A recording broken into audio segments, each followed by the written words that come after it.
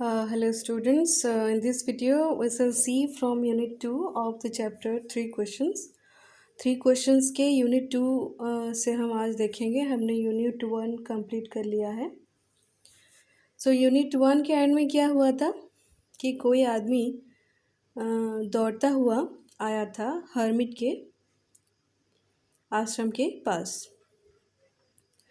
The king turned round and saw a bearded man running towards them. His hands were pressed against his stomach, from which blood was flowing. तो राजा उधर घूम कर देखे कि एक bearded man था। Beard मतलब उसके मुंह में दाढ़ी था।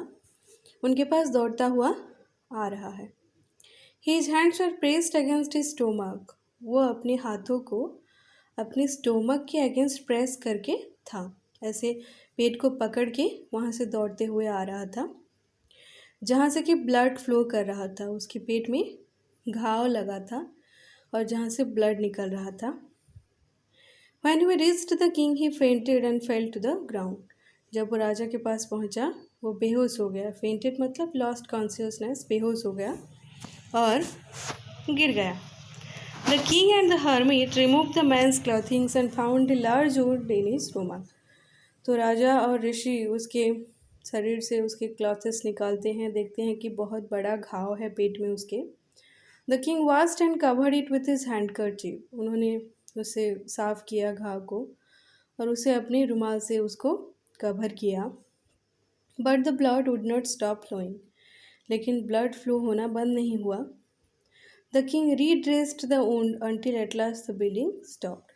वो बार बार रीड्रेसिंग करते रहे, बार बार कपड़े बदल कर खून को रुकने तक वो उसको चेंज करते रहे। The man felt better and asked for something to drink. उसको अच्छा लगा उस बियर्डेड मैन को, वो मूछ दाढ़ी वाले इंसान को, और वो कुछ पीने के लिए मांगा। The king brought fresh water and gave it to him. By this time the sun had set and the air was cool. उस वक्त तक शाम हो चुकी थी और एयर बहुत ही ठंडा था। The king with the hermit's help carried the wounded man into the hut and laid him on the bed. राजा ऋषि की मदद से उसको ले गए उनकी कुटिया के अंदर और उसे बेड में सुला दिया। The man closed his eyes and ले क्वाइट. आंखें बंद करके वो चुपचाप सो गया। The king tired by his work and the work he had done, lay down on the floor and slept through the night. तो राजा बहुत ही टायर्ड हो गए थे अपने दिन भर के काम से। फ्लोर पर ही वो रात भर सो गए। When he awoke, it was several minutes before he could remember. ये देखो, ये पिक्चर दिया गया है। उसके ऊन को राजा बार बार साफ कर रहे हैं, उसके कपड़े को हटाकर। Where he was and who the strange bearded man lying on the bed was. So राजा जब उठे, उनको पता चलने से पहले कि वो कहाँ हैं, कि वो दाढ़ी मूछ वाला आदमी कौन है, ये सब सोचने से पहले ही क्या हुआ? Forgive me, said the bearded man in a weak voice when he saw that the king was awake. उसने जब देखा कि राजा उठ गए हैं, वो बोल रहा है, Forgive me, मुझे माफ़ कर दीजिए। I don't know you and have nothing to forgive you for, said the king. मैं तो तुम्हें जानता भी नहीं और ऐसी कौन सी चीज़ है जिसके लिए मैं तुम्हें माफ़ करूं? You do not know me but I know you. आप मुझे नहीं जानते लेकिन मैं आपको जानता हूँ। I am that enemy of yours who swore revenge on you. Revenge मतलब बदला लेना। मैं आपका वो एनिमी हूँ जो आपसे बदला लेने की ठान ले रखी थी। Because you put my brother to death and seized my property. Seize मतलब टुक बाय फोर्स. आपने मेरी ब्रदर को डेथ, मरने का सज़ा दिया था, मेरी प्रॉपर्टी को सीज कर लिया था. I knew you had gone alone to see that hermit and I made up my mind to kill you on your way home. मुझे पता था कि आप ऋषि के पास अकेले जा रहे हैं और मैंने प्लान बना लिया था कि आपके आते वक्त मैं आपको मारूंगा. But the day passed and you did not return, so I left my hiding place and I came upon your bodyguard who recognised me and wounded me. लेकिन दिन भर बीत गया, आप कभी भी वापस नहीं आए। तो मैं अपने हाइडिंग प्लेस से, अपने छिपे हुए जगह से बाहर निकल कर आया आपको मारने के लिए, लेकिन आपके बॉडीगार्ड ने मुझे पहचान लिया और उसने मुझे चाकू से मारा। I escape from him but I should have died if you had not dressed my wounds. मैं वहाँ से भाग खड़ा हुआ, लेकिन अगर आप मेरे घाव को साफ नहीं करते, उस पर पट्टी नहीं लगाते, तो मैं मर गया होता। I wish to kill you and you have saved my life. मैं आपको मारना चाहता था, लेकिन आपने मेरी लाइफ सेव किया, आपने मेरी लाइफ बचाया। ये बोल रहा है जो बियर्डेड मैन था, जो दाढ़ी मूंछ वाला आदमी था, वही बोल रहा है। वो राजा को मारना चाहता था, लेकिन राजा ने उसकी जान बचाई। Now if I live I will serve you as your most faithful servant and will order my sons to do the same, forgive me. वो बोल रहा है अगर मैं जीता हूँ, अगर मैं बच जाता हूँ, तो मैं आपका सबसे ज़्यादा फेथफुल सर्वेंट की तरह आपकी सेवा करूँगा और मेरे सन्स भी आपकी सेवा करेंगे। The king was very happy to have made peace with his enemy so easily and to have won him over as a friend. राजा बहुत ही खुश हो गए थे, क्योंकि उन्होंने अपने एक एनिमी का दिल जीत लिया था, उसको फ्रेंड बना लिया था। He not only forgave him but said he would send his servants and his own doctor to look after him। उन्होंने बोला कि वो अपने खुद सर्वेंट्स और डॉक्टर को भेजेंगे उसको, उसकी केयर के लिए। लुक आफ्टर मतलब उसके केयर के लिए। And he promise to give back the man his property. उन्होंने प्रॉमिस भी किया कि उसकी प्रॉपर्टी को वो लौटा देंगे। Leaving the wounded man the king went out of the hut and looked around the hermit. तो उस आदमी को वहाँ पर छोड़कर राजा बाहर निकल आए और ऋषि को ढूंढने लगे फिर से।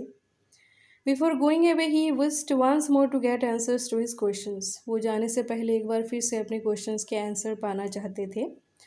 The hermit was on his knees sowing seeds in the beds that had been dug the day before. तो ऋषि क्या कर रहे थे, अपने घुटनों पर बैठे हुए जो बेड्स बनाए गए थे, जो गड्ढा खोदे गए थे, वहाँ पर वो सीड्स बो रहे थे। The king went up to the hermit and said for the last time I beg you to answer my questions wise man. वो बोलते हैं कि मैं एक लास्ट बार आपसे रिक्वेस्ट कर रहा हूँ कि प्लीज़ आप अब मेरे क्वेश्चंस के आंसर दे दीजिए। You have already been answered. आपको आपके क्वेश्चंस के आंसर ऑलरेडी मिल चुके हैं। हर्मिट बोलते हैं, said the hermit, still bending down to the ground and looking up at the king as he stood before him. How have I been answered? What do you mean? आप क्या बोल रहे हैं? मुझे तो कुछ समझ में नहीं आ रहा। मुझे आंसर्स कैसे मिले? Do you not see? replied the hermit. If you had not pitied my weakness yesterday and had not dug these beds for me, you would have gone away. तो वो जो सारा सीक्वेंस हुआ था, वो जो सारे इंसिडेंट्स हुए थे, जो घटनाक्रम हुई वो एक दिन पहले, उसी को ऋषि समझा रहे हैं राजा को। अगर आप मेरे वीकनेसेस पर दया नहीं दिखाई होती, मेरी कमज़ोरी पर दया नहीं दिखाई होती और मेरे लिए ये गड्ढा नहीं खोला होता, तो आप यहाँ से चले गए होते। Then that man would have attacked you and you would have wished you would have stayed with me। और अगर आप यहाँ से चले गए होते, तो वो जो आपका एनिमी था, वो जो वहाँ पर घाव के साथ सो रहा है, वो जो आदमी है, वो आपको अटैक किया होता और आप सोचते कि काश मैं इसी के पास रह गया होता। So the most important time was when you were digging the beds. तो सबसे ज़्यादा इम्पोर्टेंट टाइम क्या था उस सिचुएशन को देखने के बाद? कि आपका गड्ढा खोदना, digging of the beds. And I was the most important man and to do me good was your most important business. और उस वक्त मैं सबसे ज़्यादा इम्पोर्टेंट मैन था और मेरे लिए काम करना, मुझे हेल्प करना सबसे ज़्यादा इम्पोर्टेंट काम था आपके लिए। Afterwards, when the man ran to us, the most important time was when you were caring for him। और उसके बाद जो आदमी दौड़ कर आता है तो सबसे ज़्यादा इम्पोर्टेंट टाइम क्या है कि आप उसकी केयरिंग कर रहे हो, because if you had not raised his wounds he would have died without having made peace with you. वो इम्पोर्टेंट टाइम इसलिए था क्योंकि अगर आप उसके घाव को साफ नहीं करते तो वो मर गया होता और आपके साथ वो शांति अपनी जो बातें थी वो नहीं बोल पाता।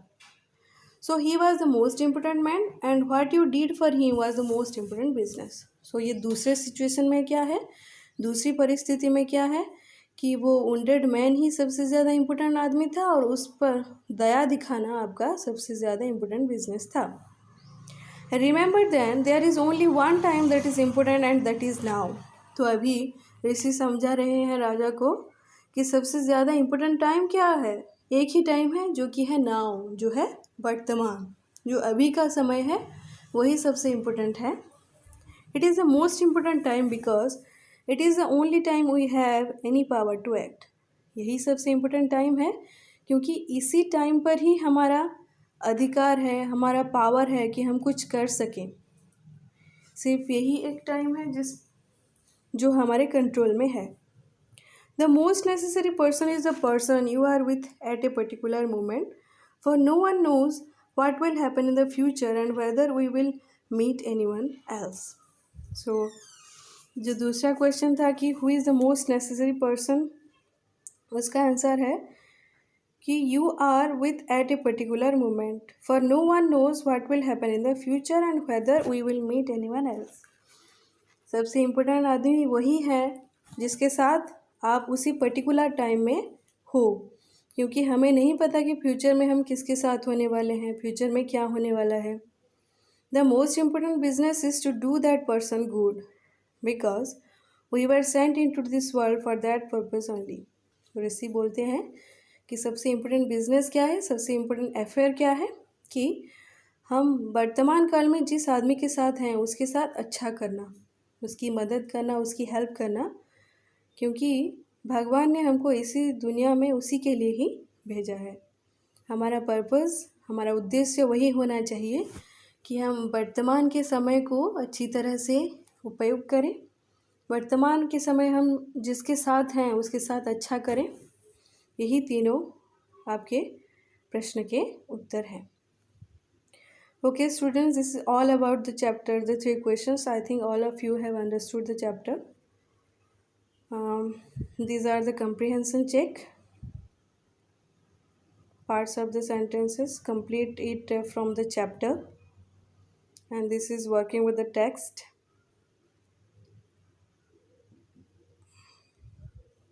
Then this is matching. Match the meaning of A with the B. Here 2 blanks have been given. Appropriate forms of the verb. देखो ये आपको समझना है थोड़ा। एक वर्ड के 2 फॉर्म्स होते हैं, आपको समझना होगा। एक वर्ड के 2 फॉर्म्स होते हैं, एक है नाउन फॉर्म और एक है भार फॉर्म। देखो, he has dash to help me, do you think he will remember his dash? देखो इसका आंसर है he has promise to help me, उसने मुझे हेल्प करने की प्रॉमिस किया है। ये कहाँ है? ये भार फॉर्म में है, क्रिया के फॉर्म में। लेकिन दूसरा जो सेंटेंस है, do you think he will remember his promise, आपको पता है, आप सोच रहे हैं कि वो अपना प्रॉमिस याद रखेगा। प्रॉमिस यहाँ पर नाउन फॉर्म में है। सो एक वर्ड इंग्लिश सेंटेंस में 2 तरीके से यूज़ हो सकते हैं, एक है भार फॉर्म और दूसरा है नाउन फॉर्म। और आपको यहाँ पर दिया गया है कि वर्ड्स को भार फॉर्म में और नाउन फॉर्म में सुइटेबल सेंटेंसेस में यूज़ करना है। पहला वाला जज, दूसरा वाला डिफ़र, तीसरा आंसर, थर्ड, फोर्थ है necessary, wise, decide and forgive. ये वर्ड्स को आपको नाउन या भार फॉर्म में यूज़ करना है। Okay, this is all about the chapter and I will provide you the PDF of the answer and do it in your question answer copy of prose poetry. This is your homework for today. Thank you. Bye. Take care.